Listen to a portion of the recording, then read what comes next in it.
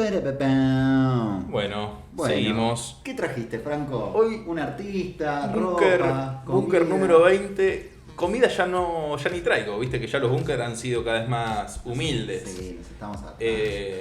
Hoy traje 2 discos, pero también de 2 músicos que debería traer para que hablemos puntualmente de cada uno. Claro. En principio quise traer estos 2 discos para que ya los vayamos escuchando. Son 2 músicos sudamericanos, me vine más para nuestro continente. Igualmente hemos ido y venido. Tuvimos discos nacionales, discos Me internacionales. copiaste muy fuerte la idea de hablar de algo nacional e internacional. Sí, totalmente. Lo que no sé si tuvimos mucho fue más material de Sudamérica de alguna manera. Traje un músico, en realidad traje discos. Un disco de Brasil y un disco de Uruguay. Vamos a arrancar por el disco de Uruguay, que es de... Full Mercosur. Sí, era necesario. Aparte tiene algo que los va a unir, que tanto Brasil como Uruguay tuvieron más influencia musical de África. Ajá.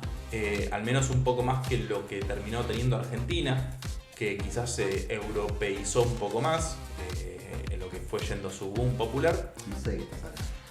O sea, Brasil y Uruguay mantuvieron más raíces de sus descendientes africanos Sí, que vinieron lamentablemente a ser esclavizados a nuestro continente, y quedó mucho más en su música popular del país. Acá hemos añadido mucho más en nuestro folclore, o sea, a nosotros nos ha quedado mucho más la música gauchesca, también de los pueblos originarios, pero no tanto de raíces africanas. Claro. Brasil-Uruguay le quedó muy marcado. Por un lado Uruguay el candombe y por el otro lado Brasil la samba.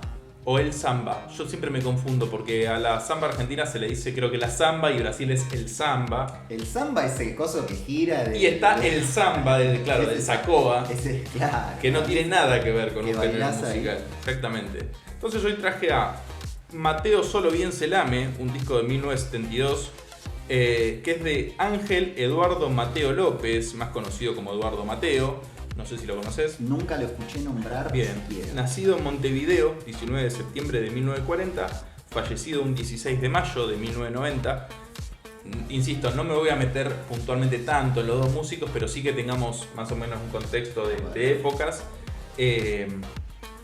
Mateo, un músico que tuvo un reconocimiento desde más o menos joven, tiene como una carrera, pero su primer disco lo graba muy solo, muy de grande, y también solo, se me mezclaba por algo también del título. Es un tipo que ha curtido mucho la bohemia en toda su carrera y era algo que se iba... Ya le siento el olor a tabaco. Era algo que se iba creciendo a lo largo de su carrera, es decir, cuanto más adulto fue siendo, más bohemio, Sí. más el hacer la suya, digamos, un tipo muy libre. Eso siempre tiene sus consecuencias, porque también lo han juzgado mucho por eso. Entonces, como dije antes, fue reconocido, él estuvo en una banda, por ejemplo, dentro de sus proyectos, una banda El Quinto, una banda uruguaya, El Quinto con K, si la quieren buscar. Bandas uruguayas que mezclaban mucho esto de quizás sus ritmos candombe con esta ola de rock que llegaba a América, y etcétera. Este disco particularmente, yo creo que es como si fusionaras el candombe con los Beatles. Y se puede decir que Mateo es un poco eso. No puntualmente con los Beatles por una sonoridad puntual, porque lo que vamos a ver en este disco es que es todo acústico, es guitarra por micrófono, grabándose por micrófono, percus y coros y voces y nada más. No hay una guitarra eléctrica, no hay un bajo eléctrico, no hay nada. Y estamos hablando del año 72, donde había auges de bandas de ópera rock y todo. El tipo decide meterse en un estudio con una guitarrita y con 2 o 3 instrumentos de percusión, Claro. nada más. No podía. Era Hey You, Laray, Laray. Totalmente.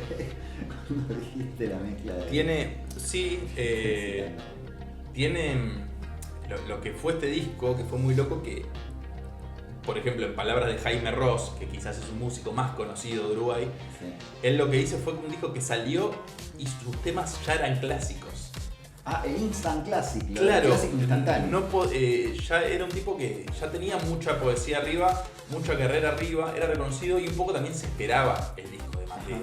Porque era ya, insisto, un tipo reconocido y también este personaje, además del músico, que llamaba la atención. Así como era polémico por este juzgamiento de sus consumos o de su manera de vivir, también llamaba la atención y caía muy simpático. ¿Qué consumía? No, bueno, tuvo sus épocas. A ver, estamos hablando de los 60, 70, sí, marihuana, opio, alguna que otra pastilla que andaba dando vueltas por esa época. Digamos, nada que lo haya llevado a grandes problemas. Pero bueno, a nivel social, obviamente, tanto sus parejas como amigos cercanos han tenido idas y vueltas con él. Pero lo que yo más defiendo es que él lo que marcaba su vida era su libertad. Que después podemos discutir si eso es egoísmo o qué, pero cuando alguien vive tan libre es difícil que te caiga mal. Sobre todo cuando él no le hace nada mal a nadie directamente. El disco es grabado y mezclado por Carlos Piris entre octubre y diciembre de 1971, acá en Argentina, en los estudios Ion de Buenos Aires, que en esa época ya era un gran estudio. Como dije, es producido por Piris con la ayuda de Eduardo Manuel Rosas, que era también medio amigo de Mateo. Es editado en el 72 en Argentina y sale en Uruguay en el 72 por el sello de La Planta, que es el mismo sello que lo graba acá. ¿Por qué lo nombro dos veces a Piris? No solamente porque está bueno el laburo que hizo a nivel grabación, producción, también por la paciencia que tuvo que tener con Mateo, que es otra fase, ya lo veo. Es otra fase de la grabación. Y lo nombro también porque dentro del disco vamos a escuchar a Mateo nombrándolo a Piris. Porque el disco es tan crudo y tan sincero que tiene momentos, yo insisto que así como Mateo hizo el disco y es de él todas las composiciones, Piris supo acomodar los temas y armarlo de una manera en que vos sentís que estás ahí, está Mateo en tu casa tocando, sentís que vos estás ahí con él, está tocando al lado tuyo y está tocando los temas. Y tiene algo que hay temas que arrancan con Mateo diciendo, Piris, si yo me trabo, vos seguí nomás, por ejemplo, ¿no? O sea, él hablándole al productor. ¿Qué pasa? Recontra living. Sí, pero remarco mucho lo de que es una decisión de Piris, porque, a ver, el disco, ¿qué pasa? Para que se logre hacer el disco con Mateo, fue muy importante la pareja de él, Nancy Charquero, y Eduardo Rosas, que nombré anteriormente, que eran los encargados de que cuando Mateo salía del hotel en Capital, se vaya para el estudio de grabación. Sí. Ellos tenían que encargarse de que él no divague, porque no es que iba a ir y robar un kiosco. Él capaz que salía y divagaba y veía una plaza que le gustaba y se iba, le chupaba medio todo un huevo y hacía la que quería. Entonces, estos dos encargados, tanto su pareja como este amigo Eduardo, fueron los que, tenían que guiarlo. Tal es así que cuando ya estaban en el fin de la grabación, cuando ya estaban más haciendo segundas tomas o cosas agregadas, etc., una tarde Eduardo dijo, voy y vengo. Como cualquier tarde de grabación que podía salir a comprar unos puchos, dijo voy y vengo, y ese vengo no volvió más. Eduardo Mateo se fue a Montevideo. Se fue de Buenos Aires, terminó de grabar. Para él, ese día fue el fin de la grabación. Chao, voy a comprar puchos y vuelvo. Exactamente, fue literalmente el voy y vengo, voy a comprar puchos y jamás volvió. Entonces es también lindo entender que el que termina de acomodar los temas y darle ese color crudo y natural, en el sentido que los temas quizás arrancan con dos frases de Mateo, o quizás arrancan hasta con un pifie. Claro. Hay un tema que arranca que dice, arranca con una rítmica, se confunde, va de nuevo, y arranca y sigue, y es tan natural que ni siquiera te choca. Claro. Es algo, hermoso. A mí por lo menos me resulta muy, muy lindo. Después, a nivel musical, con esto que decía yo que tiene como mezclas, yo creo que es el disco que configura un poco la cabeza de Mateo, donde lo podemos ver a él y decir, ok, este tipo es grosso porque sus niveles de composición son estos, son libres y a la vez estructurados, tienen cosas del candombe, pero también de música hindú, por ejemplo, ¿viste? Estas mezclas. Por ejemplo, combinando el pop, el candombe y la música india, como dije, en canciones, ya que van a escuchar el disco, en canciones como ¿Por qué? La Chola o Uke Macana. Esos son los temas que más mezcla, digamos, hay. Después, más candomberos, que es una suerte de propia interpretación del candombe en temas como Yulelé o La Mama Vieja. Y ya en Jacinta se muestra más la influencia de la bossa nova, porque él también tuvo una etapa de mucha bossa y de haber vivido en Brasil. Y en Quien Te Viera se desarrolla una especie de mezcla con la milonga. Es un tema ya más solo guitarra y tiene unos colores milongueros. Entonces pasamos por 4 o 5 géneros en una sola persona. Insisto, él grabó las percus que suenan, las graba él, las guitarras que suenan, las graba él, la voz principal la graba él, y hay coros que son muy lindos y de una belleza de arreglos que también lo graba él. Esto lo remarco porque es también para mí lo más lindo del disco. Después ya a nivel letra, bueno, las canciones denotan más una suerte de tristeza, soledad, melancolía, pero con este color de estos músicos que de alguna manera te pueden cantar a la soledad con cierta alegría, sí, y viceversa, y a la alegría con cierta tristeza, ¿viste? Cierta melancolía. Tiene lugar. Bueno, el disco, escúchenlo, es muy lindo, y si quieren repasar un poco más sobre la vida de Eduardo Mateo, yo prometo que vamos a hacer un traje un artista, traje un músico de Eduardo Mateo, pero si quieren tener info antes, Amigo Lindo del Alma, documental de Eduardo Mateo del 2019, es un poco difícil de encontrar, cualquier cosa nos escriben, pero es un muy lindo documental. Si no encuentran hay muchos especiales, hay uno creo que es de Canal A, que se hizo, hay documentales muy buenos, porque bueno, él no solo que empieza esta suerte de carrera solista, que no van a hacer muchos discos, sino que después también hace un dúo con Fernando Cabrera, músico muy reconocido de Uruguay, que bueno, también ese dúo se establece de muy buena manera y tiene muy buen público, por más que nada la década del 80 creo que en Uruguay. Así que bueno, Mateo, primer disco, Mateo Solo Bien Se Lame, de 1972. De Uruguay. Lo encuentran en cualquier plataforma. En cualquier plataforma. Y así como recomiendo ese disco a él, obviamente que siendo el primero tengan después el recorrido y elegir el que más les guste. A mí igualmente es el que más me gusta de él. Y mientras me termino el mate, que me cebaste, porque pará, si hablé de un disco uruguayo tengo que tomarme un buen mate. Sí, que se escuche el ruido, ahí está. Día del mate ayer. Somos Día del mate. Búnker es anacrónico, pero ayer fue el día del mate. Por el otro lado, nos van a descubrir. Por el lado brasilero, pegadito nomás a Uruguay, 2 años después, el disco anterior era del 72, en 1974 sale el disco llamado Cartola, que es justamente, digamos, tiene el mismo nombre, en este caso el mismo apodo, que el músico que lo interpreta, compone y produce, que es Angenor de Oliveira, más conocido, justamente como dije, como Cartola. O sea que son 2 primeros discos de... Sí. Ambos son el primer disco, y en ambos casos es llamativo que son un primer disco de alguna manera con ya una carrera recorrida. Ajá. En el caso de... solista. Sí, exactamente. 2 vidas distintas y 2 tipos distintos de reconocimiento, pero a la vez ya eran 2 músicos reconocidos cuando hicieron su primer disco. Nacido en Catete, Río de Janeiro, un 11 de octubre de 1908 y fallecido en Ibidem un 30 de noviembre de 1980. Cartola, cantante, compositor y guitarrista brasilero. El apodo de Cartola es porque en su adolescencia usaba una suerte de sombrero con copa, que se le llama así en Brasil. Así que un apodo bien básico, viste que en general el apodo adolescente es te ven un día con unos pantalones y te dicen pantalón, viste, como ya está.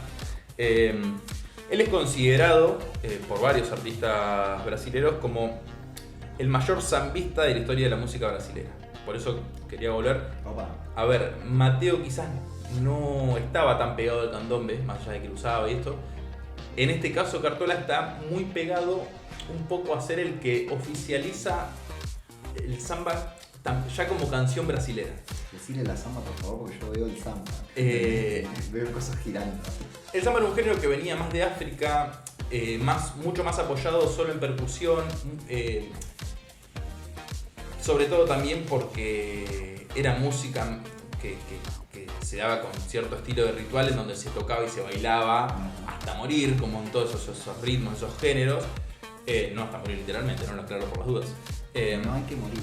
Entonces Cartola, en la época entre el 20 y el 30, él ya con su grupo, ¿no? Con esa troupe ya brasilera de Morro, ya lo vamos a hablar cuando traigamos más su historia, empiezan como a forjar este género, pero ya como un género brasilero. Sumando instrumentos más de Brasil, etc. Y tiene como una primer fama él, de la cual desaparece. En un momento hasta se lo da casi por muerto, esto ya lo hablaremos en algún momento. Y en el año 1956, un periodista lo encuentra laburando en un local de lavando autos, un local de limpieza de lavado de autos. Nada, lo reconoce y bueno, pasa el tiempo, de alguna manera lo vuelve a reflotar. No terminaron de quedar muy clara de que las consecuencias o el por qué desapareció ese tiempo. Era onda un car wash. Sí, no. Claro, o sea, estamos hablando de alguien que no es que desapareció porque se hizo famoso y se borró. No, alguien que siguió viviendo con mucha humildad, pero que era una bestia musical. Sí. Entonces, bueno, lo redescubren, vuelve un poco al ruedo. Lo redescubren en 1956. Recién en 1974, para que quede claro la influencia que había tenido Cartola en sus inicios, antes de esta suerte de desaparición, él compone la primera canción para la primera escuela de samba en Brasil. El tema es Chega de Me Manda. Chega, se escribe Chega para nosotros. Chega. De Me Manda, escúchenlo, un tema hermoso. Pero para que entendamos cómo él un poco oficializa, digamos, lo que sería el cancionero brasilero a partir de él. Es redescubierto, como dijimos, en el 56 y recién en el 74, a sus 66 años. Toda una vida recorrida. Cartola graba el primero de sus 4 discos solistas.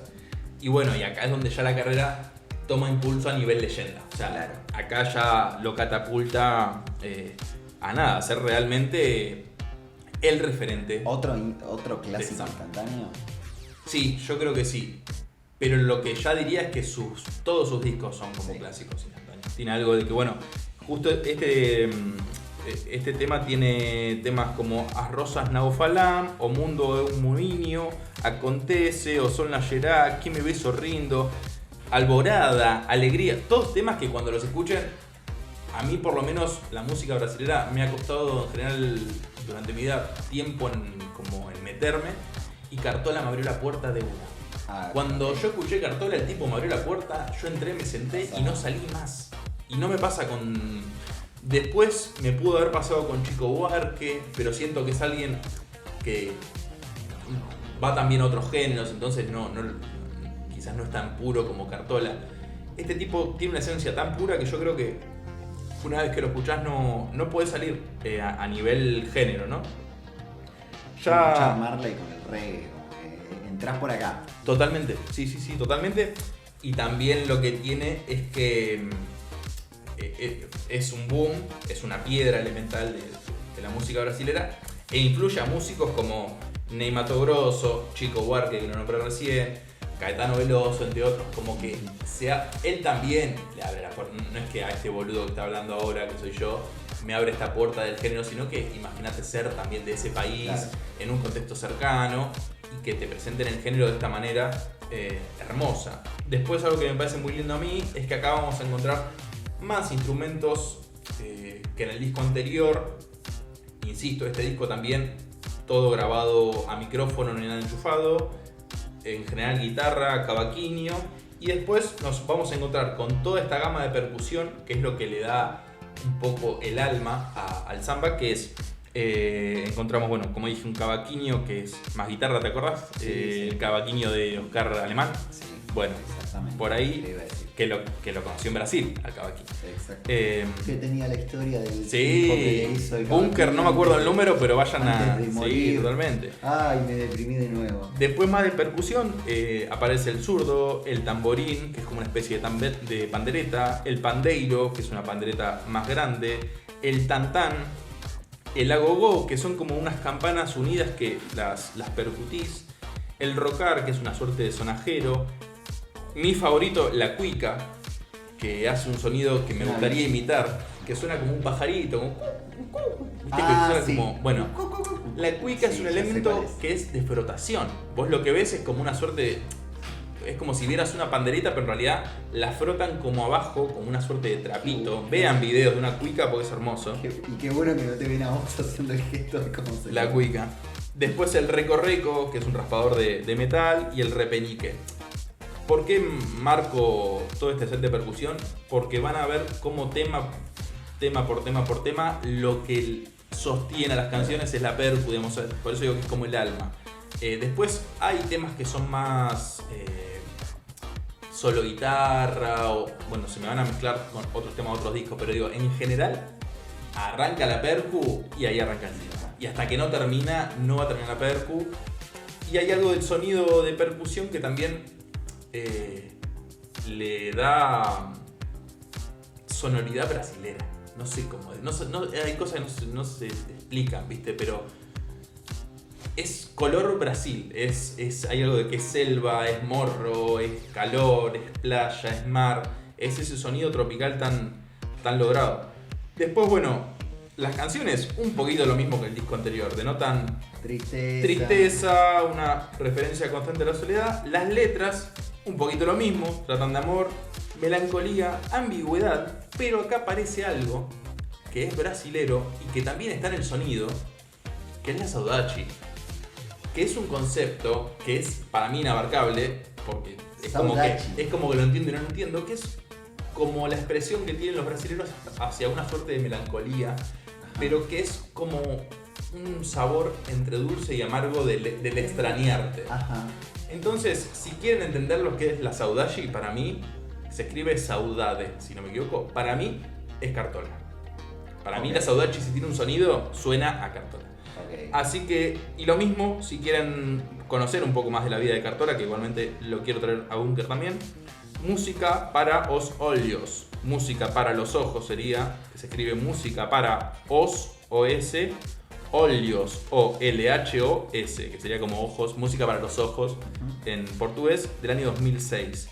Así que, Super. como les dije, Mateo Solo Bien Selame y Cartola, 1974, se llama así el disco, para que escuchen, disfruten y bueno, conectemos un poquito claro, con esta fibra un poco sudamericana. para introducirse en el candombe y para introducirse también en el samba. Totalmente.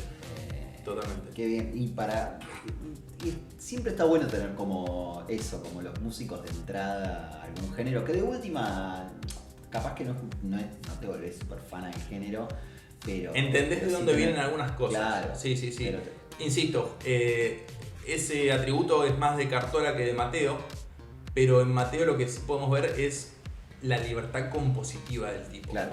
De cómo no atarse a nada y con ese no atarse a nada construir mucho. Claro. Cómo puedes